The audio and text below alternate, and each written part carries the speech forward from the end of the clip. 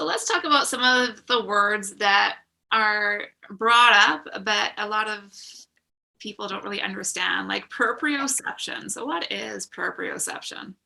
Yeah. Well, I think I also want to help with this lead in to this because these perfect the next three terms that you're going to go through are really important in understanding a sensory diet because when we talk about proprioception, we can talk about what it means, but we also in these next three terms we also want to think about them as being sort of what they can be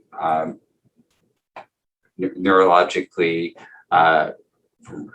raise your neurological state, or they can help bring it down. And sometimes also the way that sometimes the way that it's given, the way how much it's given. Like so, if I'm giving her some proprioceptive input. So maybe she likes it better when I'm doing it with a little bit of rhythm. Or, there's some kids that really like when we push them quickly, and other kids that they have the opposite effect.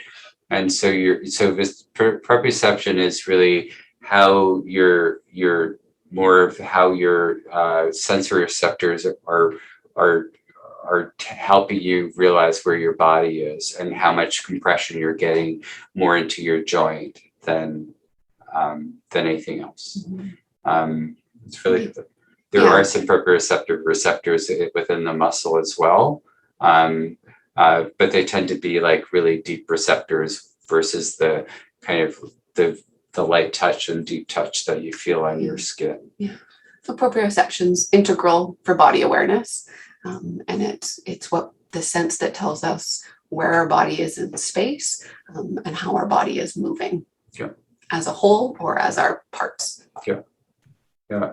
And so like it's really like, so if you have really great proprioception, first of all, you can balance on one foot for a long time. You need some other things too, but that tends to need those abilities. And then if you close your eyes, do you fall over or do you not fall over? If you tend to be somebody who falls over, your proprioception is not as good as you think it is. And for our kids, if they close their eyes, they would fall right over. They tend to just open their eyes rather, or just reach their foot out because they know that they can't. And then when you're going like to look at vestibular sense, so that's really about how the semicircular canals are gathering information so that they know which direction you're moving in, the velocity, and also whether or not it's symmetrical or not symmetrical. So if I'm going really fast and I turn my head like this, but this is the trajectory, I know that the force is different upon my head.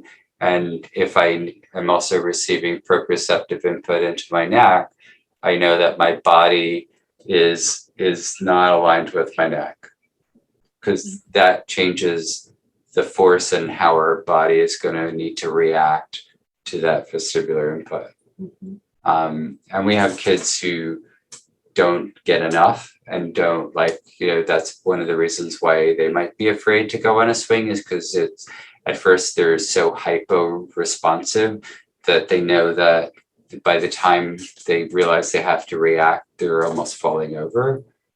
And then we have the kids who are just like, I had a kid who literally he couldn't turn his head even slowly because he would start to have that kind of a reaction like car sickness. And then that became that every time he moved his head, it was a behavioral issue because he didn't want to do the work that was in front of him. Mm-hmm. And I was like, no, that's really intense vestibular sensitivity. Mm-hmm. For sure. Do you want to say something? No. Yeah, I get excited about it because I love vestibular input because I was hypo as a kid, and Yeah, and it's an interesting one to watch the kids figure out and for it to sort of come online, because it has like in a really dry explanation, it's kind of simple, but then how you use it to actually make sure your body is okay is completely different. Like when we were in school, we learned like head writing on neck and neck writing on all these different parts of the body. Yeah. And the reason why they're important is because when they're not happening, and I think it has a lot to do with how you're integrating your vestibular system and your vestibular and your proprioceptive system to react to force. And I'm just thinking of like, I'm sort of coming at you, like if I'm coming at you like that, like it's just a different part of my leg that is actually responding to stop me from slamming into the desk versus I'm kind of trying to do this like that. I know that both legs can do it. So I don't like just focus on the one leg and then hit the table that way. If that makes sense. But I love, do it like show and tell. So Of course.